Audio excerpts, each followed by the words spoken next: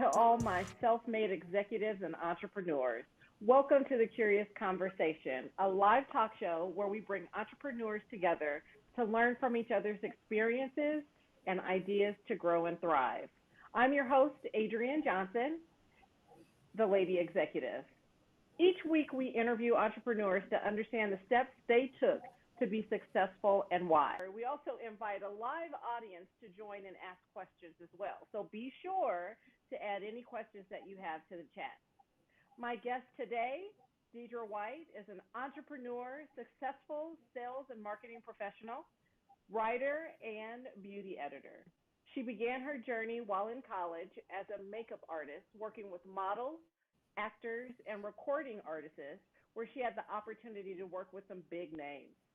After graduation, she landed her dream job as beauty editor to Black Elegance magazine in Manhattan. After 15 years of listening and addressing the grooming needs of women and families, Deidre turned her career toward advertising and began working with the Village Voice Media. There, she worked firsthand, experienced understanding the needs of small retail businesses, and played a large part in the ground roots retail marketing in Harlem, New York in the late 90s. After September 11th, Deidre directed her experience towards sales and business operations. She strengthened her experience in business development for small to medium-sized businesses by working with SCORE, New York City, and North Atlanta offices, where she attended workshops and business development classes to gain knowledge to operate a business. And now, here she is, the owner of a franchisee, Toast All Day. Please welcome Deidre White to the show. Welcome, Deidre. Thank you so Hey, much for joining us today. How are you, lady? I'm great. I'm great. Thank you for having me. This is an honor. Absolutely. I had to reach out to my girl after I found out that you were doing some great things out there. So let's just hop into the conversation. I have to start with understanding about this dream job of yours. I mean, how many people get to graduate college and become a beauty editor? Well, you know Tell what? us And it about it. actually, I want to, what definitely clarify because what happened was I was in college doing my side hustle, makeup and hair, because when I graduated high school, I'd already had my cosmetology license and had a dream of being a makeup artist in New York. So I was Okay. on the hustle doing a lot of fashion shows, worked with modeling agencies, and then just really like just kind of having that entrepreneur, because when you're freelancing you always have that entrepreneur spirit, like I've got to get my next job, my next hustle. And I was approached by an agent who knew of a magazine that needed help and were looking for just, and now times like now they would probably just use interns, but at that point I was able to be hired as an assistant beauty editor. Okay. And that was kind of, it was my dream job because here I was, they were in the office writing the material and putting the magazine together, and my assignment was to just go to events. So I go to Rockefeller Center, an event at Rock Center for a magazine, or a L'Oreal launch at Tavern on the Green. There would be all these like iconic places, and here I was just showing up, getting the press kits, getting the goodie bags, and my job was to bring them back and share them with the publisher. And it was exciting. And then um, I was promoted to become the beauty editor.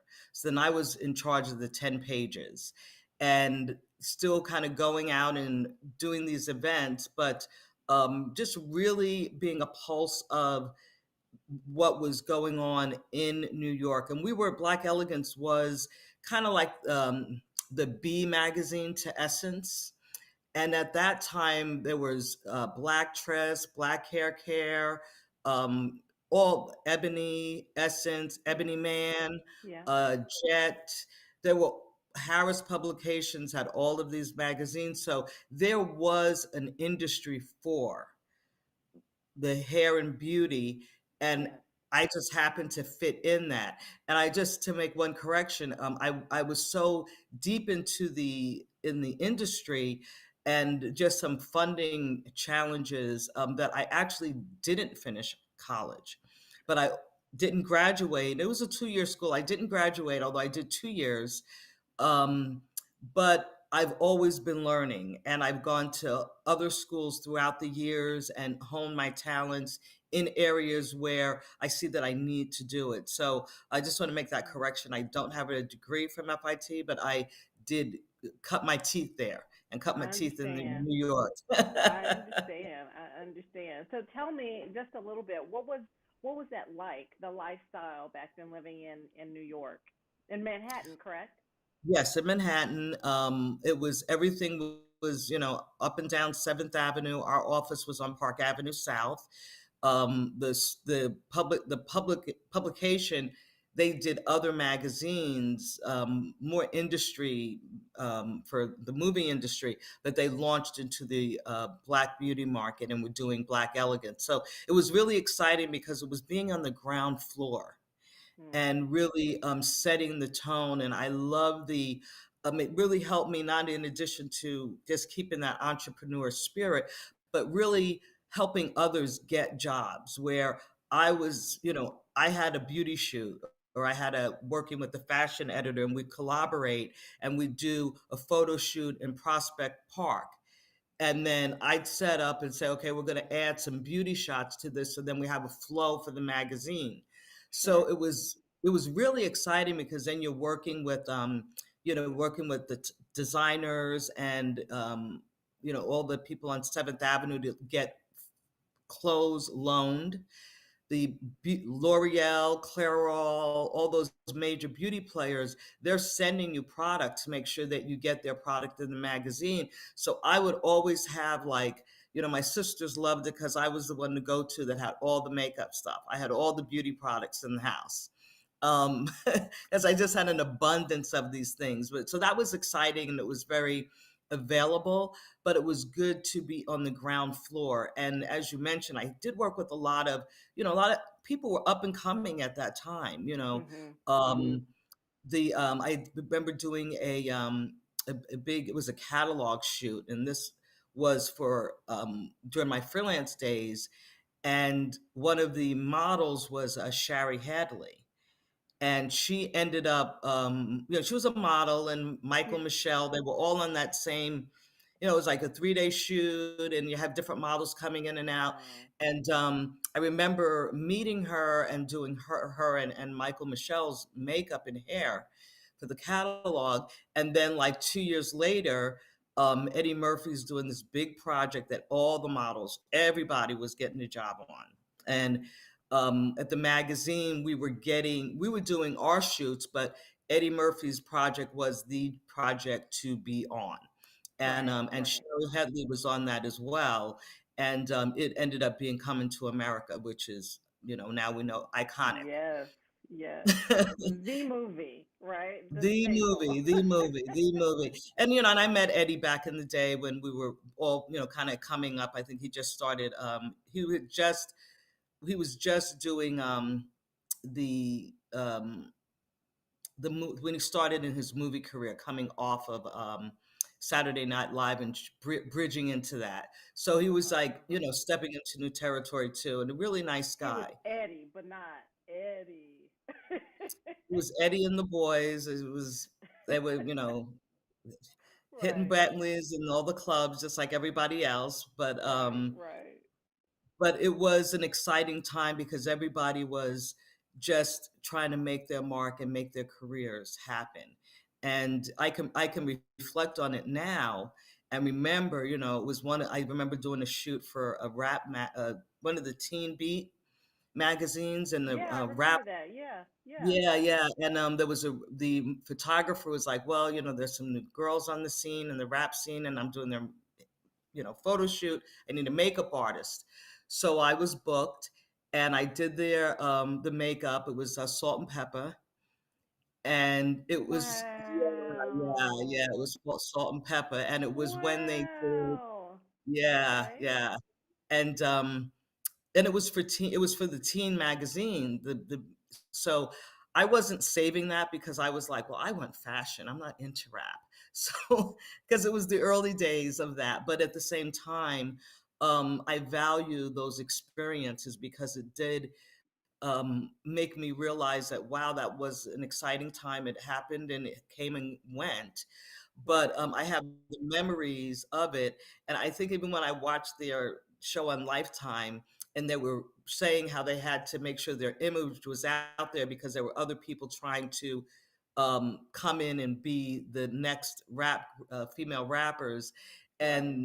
and I was like, oh yeah, yeah, that's why we had to do that photo shoot. That's So awesome. That is really, so really awesome. so Would you, I'm sorry, go ahead. so I kind of had those successes early in my career that it was like, okay, now what do I do? Right. But I did that Right. I was a beauty editor for them until 2001 when the magazine folded. So I Okay. retained that I became a contributing editor and just answered beauty questions. Didn't do the spreads anymore. Right, right. Would you say that, you said you were, doing your hustle before while you were in college, right? Would you say that all that experience from your entrepreneurial ship, right, back then, um, kind of helped you get to where you wanted to be with the news with the magazine? Oh, absolutely. Absolutely, because it put me in a place where I was meeting the right people and I had the Mm, right attitude. And people always want to be around people that are hungry in a positive way, where they're hungry and they're embracing, and meeting a lot of good people that over the years that just would embrace me and lift me up, like the John right. Atchisons, the Tony Barboses of the world, Yeah. that really, and even a lot of people at Inner City Broadcasting, I've done work with them. So that they felt that entrepreneur spirit in me, and I was young and hungry, and that's how I got those opportunities. And That's it awesome. has served me well through the years because I've never stopped that, and I've seen most recently in my endeavor now, I've have to use some of those skills and not just rely on this expert that does that. I've still got that hustle. Got to get that hustle going. You never lose Girl, it. yes. Yes, yes. That helps you move forward in this world, right? We're going to talk about your current endeavor, but before we get there, when I was reading your bio, right? We were talking about it earlier.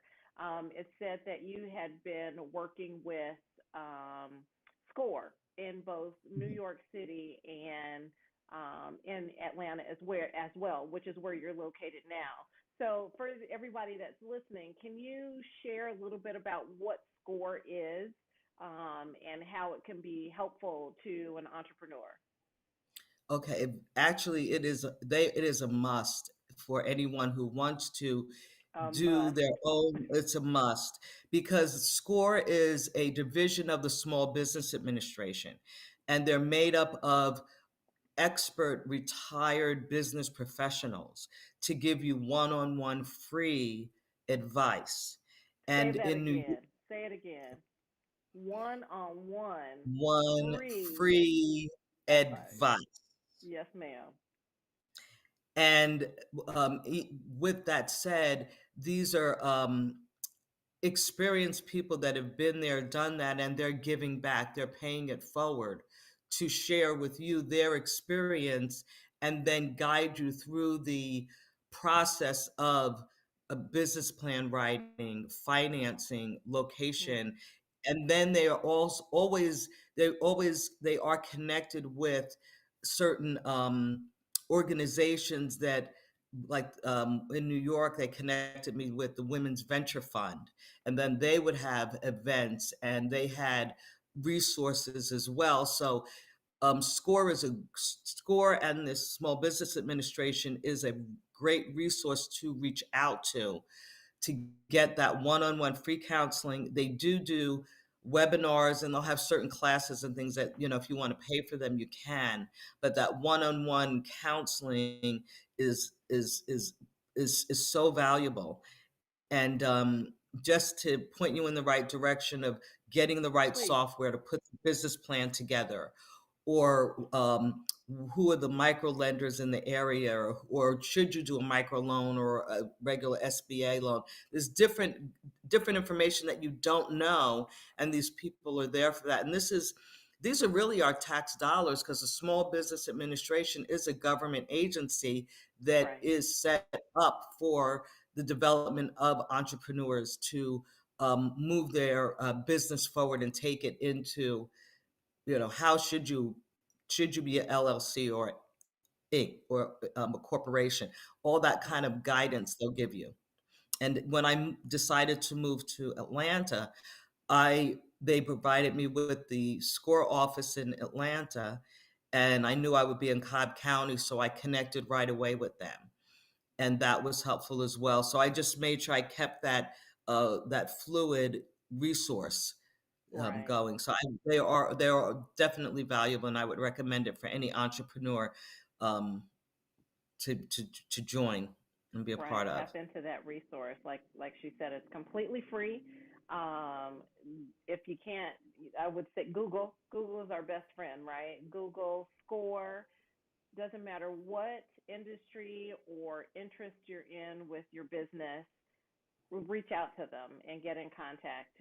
We have so many resources out there for us that we don't even skim the surface of actually utilizing. So because I had seen that you were working with SCORE, I thought it was really important for you to talk about your experience with Yes. them. So thank you for that. I appreciate it. So let's talk about this whole entrepreneurial shift. So you've had a lot of jobs, career changes, um, from being a beauty editor all the way until even today, right?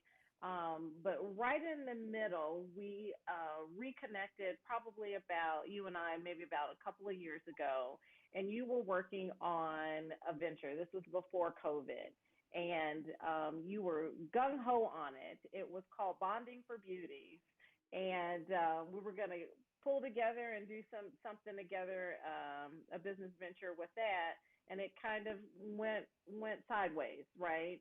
You getting all of that together because of COVID, because the pandemic Yeah. hit. Yeah.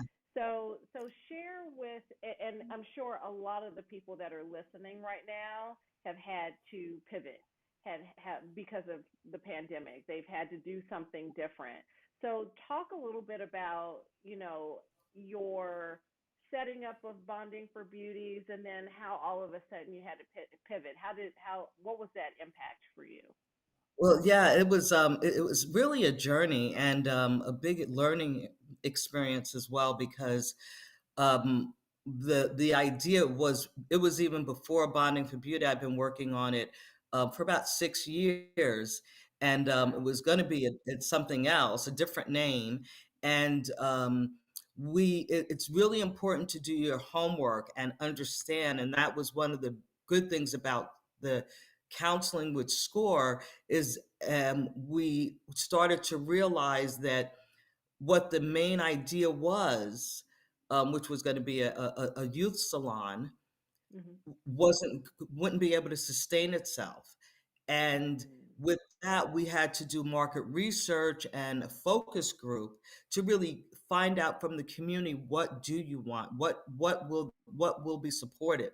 So these are the Right. kind of suggestions and advice that come out of having good advisors through SCORE, and being able to do the work and be open-minded. Because sometimes if you're so dead set on, I have to do the cigar shop, I have to do it this way, I have to do, this is what I want, and then you come to find out that, guess what, your vision may not mix with it being a viable, to sustain itself. So with that, we did the market research, we did the focus group. The community wanted more family, a spa type environment that was Okay. family oriented, where seniors could come in and get steaming done, and a woman, could come in and say, okay, I'm going to my salon suite for my hair service. So those type of things, but it was very open and type of an open concept type of Sure. environment. And we Sure. came up with the name Bonding for Beauty with the resource from the focus group, and we were working on the business plan and moving forward to the next step to get funding and find a location, and then COVID happened. Mm. Yeah. And with that, I mean, and even the investment of the logo, the website, the all of that for Bonding for Beauty was put in place, but COVID changed so much. So And much. with that, it was disappointing, but at the same time, my partner, who we worked really, worked well on this together. It wasn't something that was going to be viable because of COVID. Could not happen in 2020, or we couldn't have done it in 2021, which was the Hmm. hope, but no one knew what was going to happen. So Yeah. we just had it just had to kind of pull the plug on that or suspend it. And in like any dream that you see is deferred, is the levels of disappointment. And I was traveling and went to a restaurant in Charleston, and just the vibe and the food and the environment, it was just like really, really great. And I was like, wow, this is really cool. And it's like, we need one of these in Atlanta. And then there was a sign in the restaurant that said franchise opportunities available. Okay. And with a lot of the coaching and information that SCORE counselors had provided, that owning a franchise was also a viable way to open a business.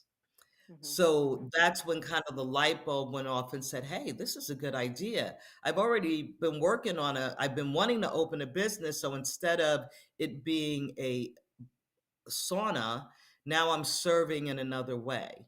And Okay.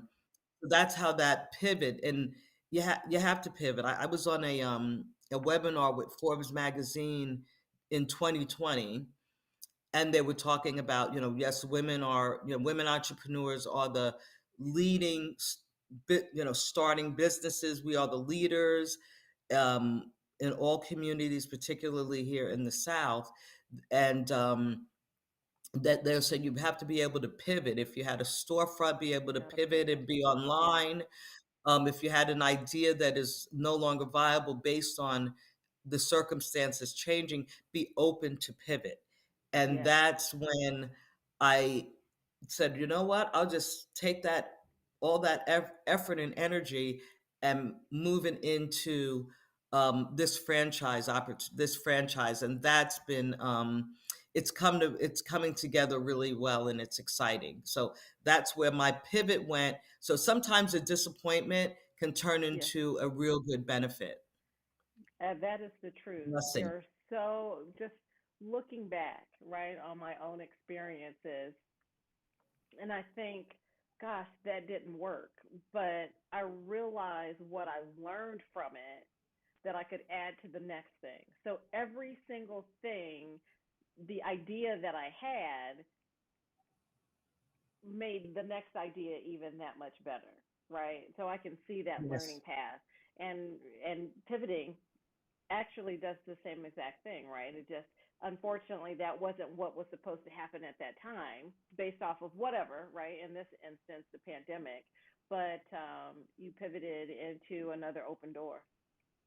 Yeah, yeah, yeah. And it makes it where you don't look at that glass half full, glass half empty attitude. And if you look Yes, at, yeah, I always look at the bright side of it, but things that turn out to be a negative can be a positive.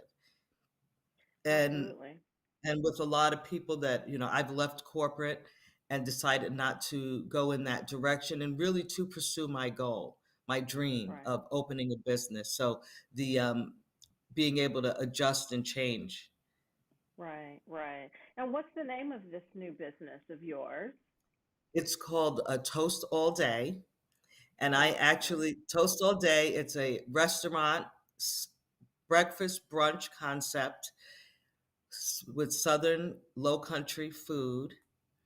And it's breakfast, lunch, and dinner with, of course, alcohol. So Can't they're forget the alcohol. especially for brunch and Mimosas. breakfast. Yes, mimosas have a full Bloody mimosa Marys. menu. Yes, have a Bloody Mary menu as well.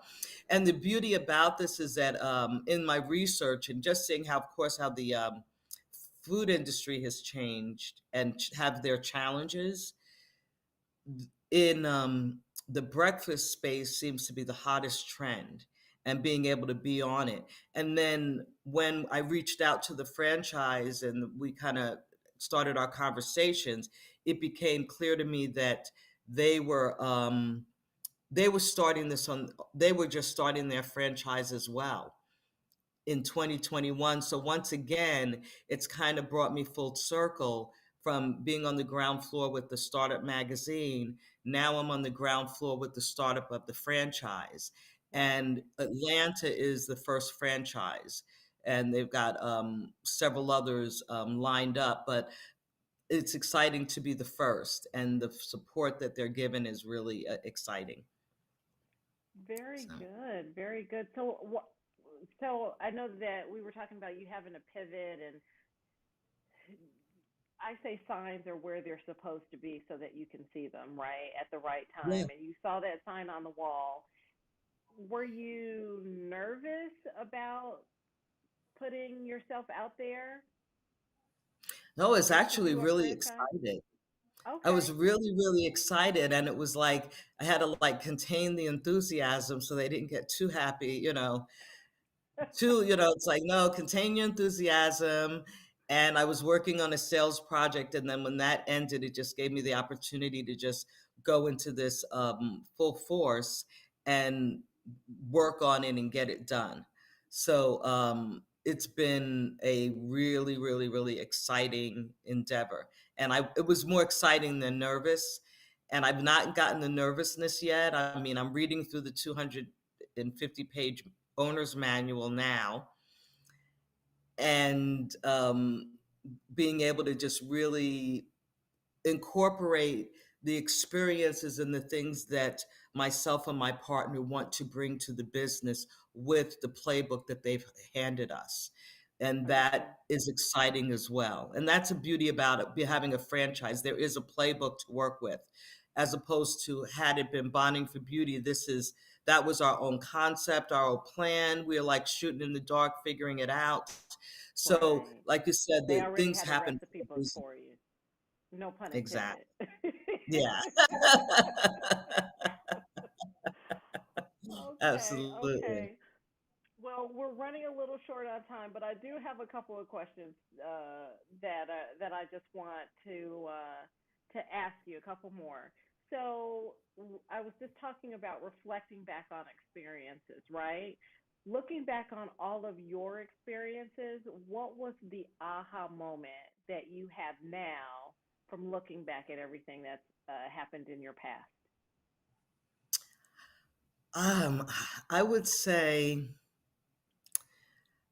I would actually say that aha moment came when I was at the restaurant and just the light bulb went off. Like it all came together, like all of your experiences and your goals and everything that you wanted to do.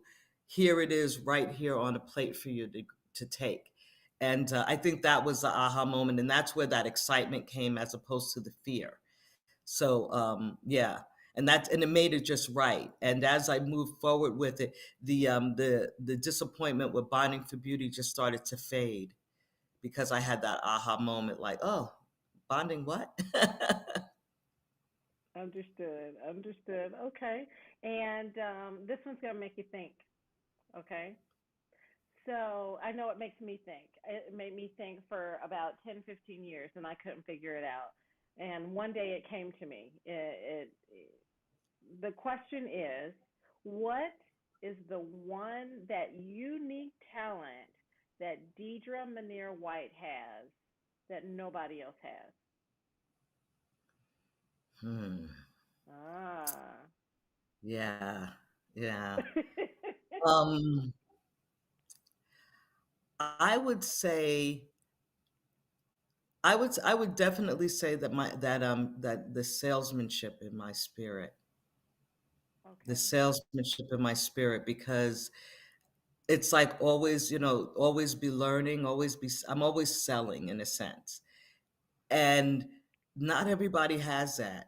That's And true. people have skills and things that they can do, but if they're not able to convince others of that need and that value, I think that that's been something that a unique talent that I've always had from from my beauty editor days and my Hmm. days on the hustle trying to get meeting with the modeling agency to get them to book me for the makeup job, to being corporate and meeting clients and convincing them to purchase the products that I'm selling, to this day as reaching out to developers and pitching them like this is why toast would be good for your environment. So I think that's I'm always tapping into that, and I think that's one of the Understood. unique things I have. Yeah, Yeah. Very yes, as I good. think Very about it. good. I'm gonna told you I was gonna make you think at least once. Yeah, yeah, yeah, yeah. Nicely said. Nicely said. Well, to those out there in the audience, now's your opportunity to ask Deidre any questions that you may have as well. I have a few folks out there that are just saying hello to us. We have, let's see who we have here. We have Miss Chardonnay White. She said, great information. Thanks for sharing so many resources didn't know existed. Thanks, Chardonnay, for being there with us. I'm not sure if it's my cousin or yours, but we have a Facebook user that's saying hello. So let's both say hello to that individual. Hi. I do have another question that came in. It is around the franchisee. So, let me understand. What are the steps that are needed in order to find out if you are franchise worthy? Well, one of the things I kind of read through they require, Hmm.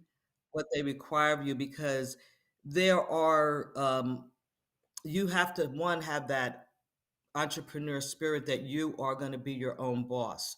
It's not a matter of I'm going to come in and I'll just play the role of boss because that's the way I want to do and I'll pay for that. There really is work behind it, and you have to be able to be open to learn and adjust, because with the franchise structure it is structure and you have to be able to adjust to them. You can't be, oh, I want to do my own thing.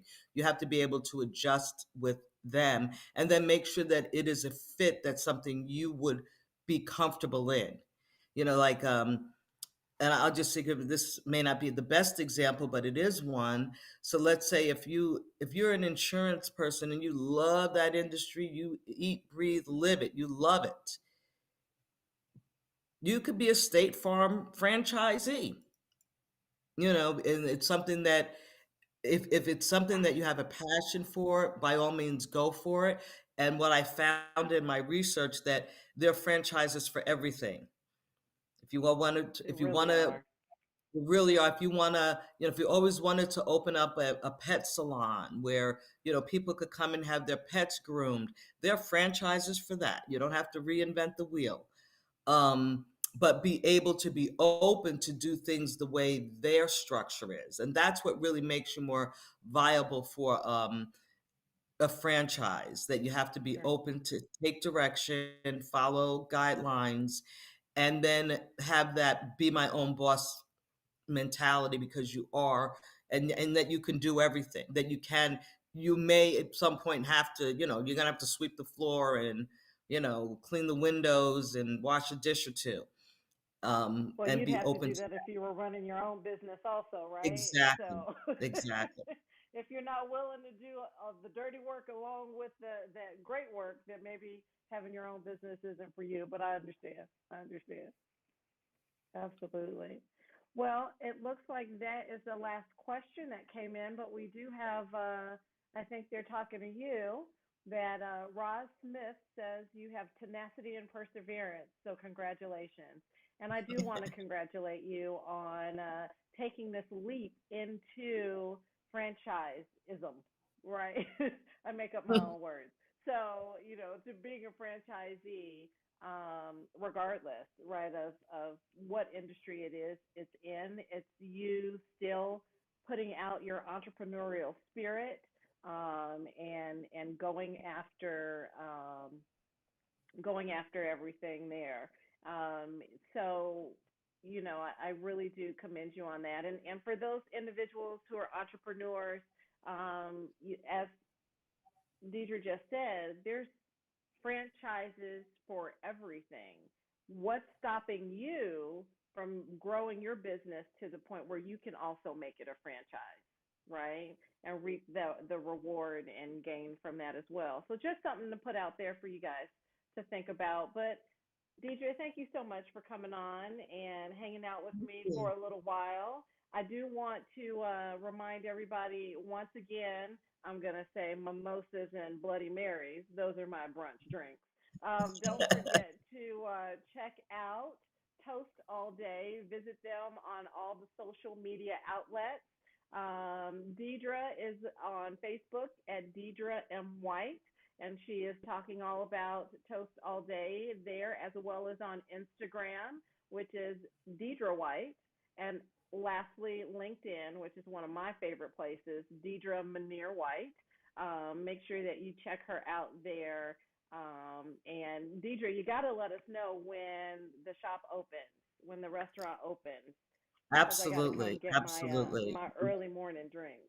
Yes, we definitely will be. And it's an all day thing. So you'll be getting it after 5 too. We're allowing that. Hey, I can But do it all day. I definitely will keep everyone posted on our location and our opening date. It will be in 2022, and we're just looking forward to bringing Toast All Day to Atlanta. Awesome. Yeah, Awesome. yeah. Well, thank you so, so much. It was, like I said, it was wonderful having you on, and I wish you the best of luck, my friend. Thank you so much. You're welcome. You have a good one now. Thank you. Thanks, everyone. Bye. All right, everybody. So be sure to tune in for the next episode of Curious Conversations, where we have the opportunity to chat with Patty Blanc, an award winning published author of contemporary internet issue novels for teens, and understanding the thought process of how she narrowed down her audience and her theme. A recording of this show will be available on YouTube at The Lady Executive. So please make sure that you head over there and subscribe. And also be sure to head over the Executive Lounge. If you join there, that's where you get early access to these live tapings of the show. And you can participate like our friends that we had on today in the live studio audience. Lastly, I would like to remind you of one specific thing. As you've heard in our conversations today, experience can be the master teacher, even if the experience is not your own. You guys have a great afternoon.